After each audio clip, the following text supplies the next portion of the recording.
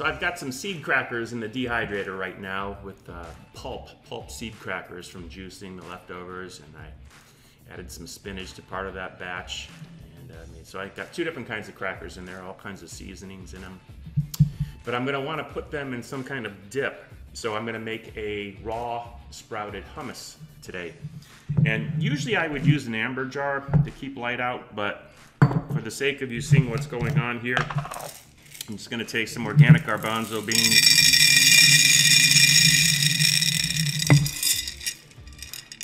Let me go a little bit bigger here. This will be a nice big batch. And these will sprout and, probably fill up to about that size. I'm going to put a lid like that on it. It's got nice big holes in it because garbanzo beans aren't going to fall through them. And it makes it easy to change the water frequently. So I'm going to fill this up with water. I'm using the filtered water. And I'll be careful on that first soak because if I leave them in the jar like this, they'll actually swell and kind of get stuck in the bottom of the jar. So I'm going to put them in the sink on an angle, you'll see. And I'll change this water in about an hour. So instead of just leaving them soaking like this, I'm going to put them on the side like this. Let me give it a shake here. There we go. Now we have them on an angle like that, and I'm going to actually set it in here in the sink, propped up on an angle like that. Just going to set it down right like that. That way when they swell up, they won't get stuck in the bottom of the jar. So we'll come back in a little bit and show you what I add to those. I'm going to be rinsing them frequently. So it's been about 45 minutes since I put these in here, and I decided to put a tape line on about where it was, and you can see they're starting to swell up already. Let's see if that's level. And you can also see the water starting to get a little cloudy, so it's going to be a good time to change the water. And I'll give it a rinse, and then I'll fill it up again with water. If I don't keep this full of clean water, it'll almost begin to ferment. So I'm just going to give it a little swirl here and fill it back up.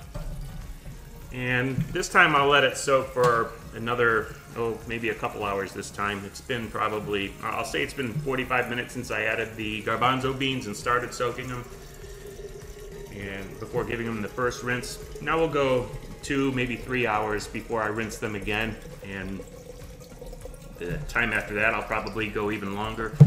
I don't think they're gonna lock in now. I think they're swollen up enough already, but I'll leave it on an angle just in case.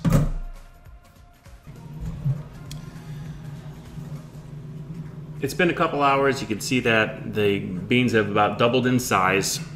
I'm just gonna change the water.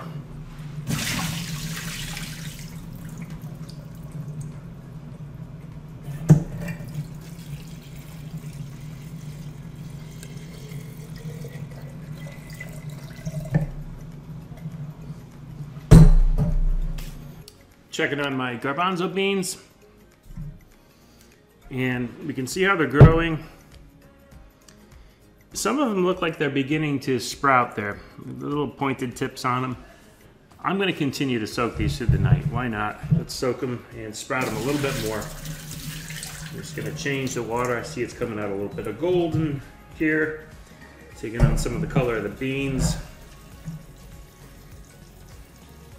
And well, it'll be quite a few hours before I have the opportunity to change the water again, so let me just give them a good rinse here, because I don't want them to ferment. I want nice, clean, sprouted, soaked garbanzo beans. We're gonna make some delicious raw hummus tomorrow.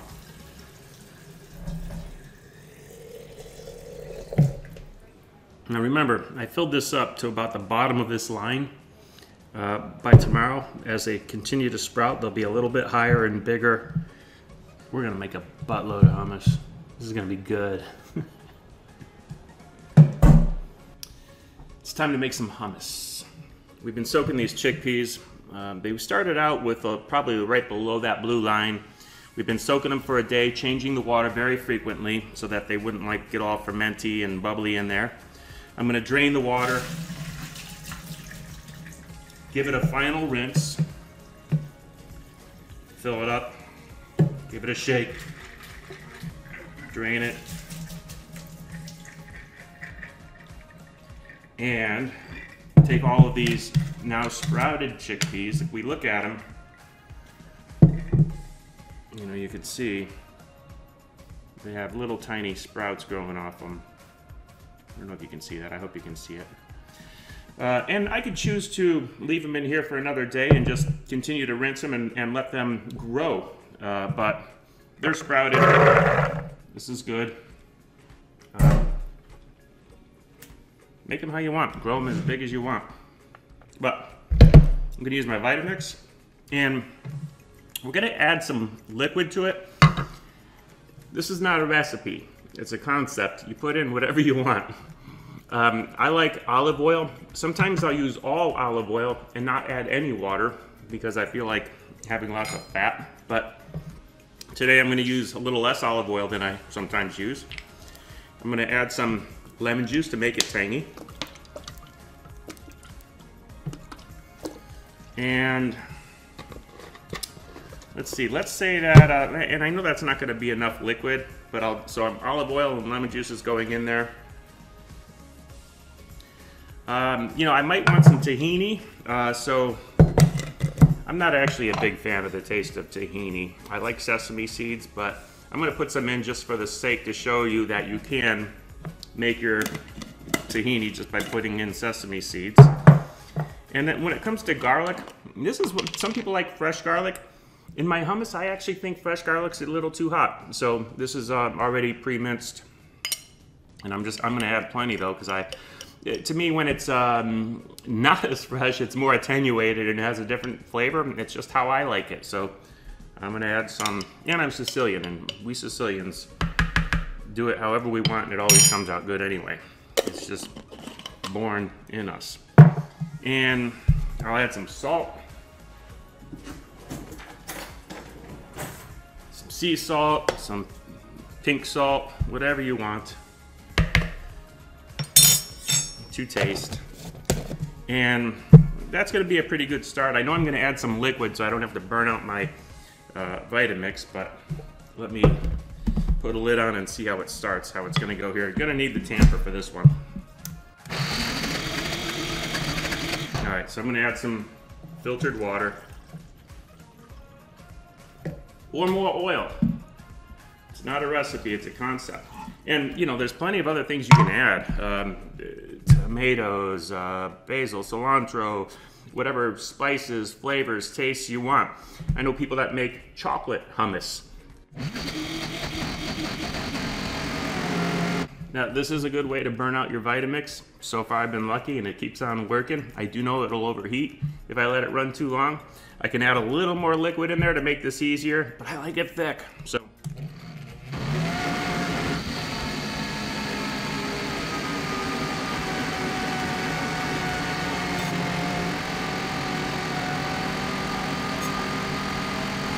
Okay, and I blended it for quite a while there. I like it nice and creamy. So let's get a bowl and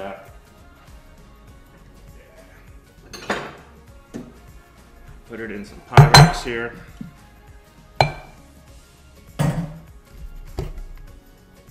You know, it's funny. Some people, they do recipe shows on the internet,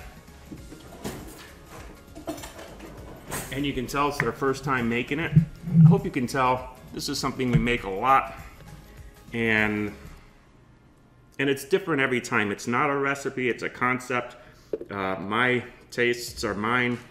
Of course, if I make it, everyone's gonna like it anyway, but because I'm Sicilian.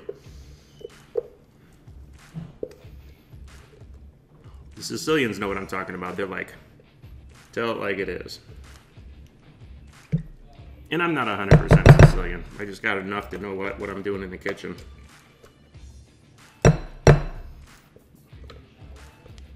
Sicilian's one of those things you either got it or you don't.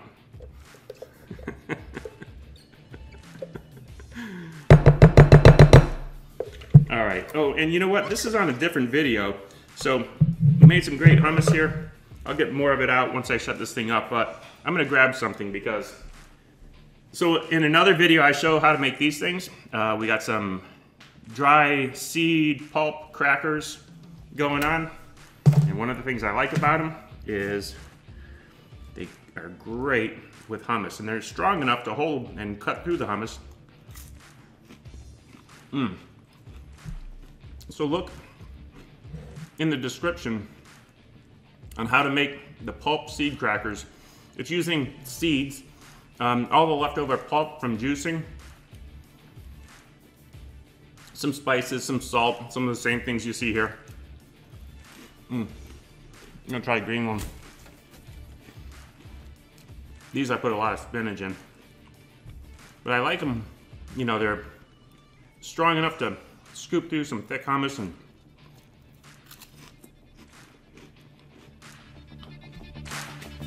see you on the next video.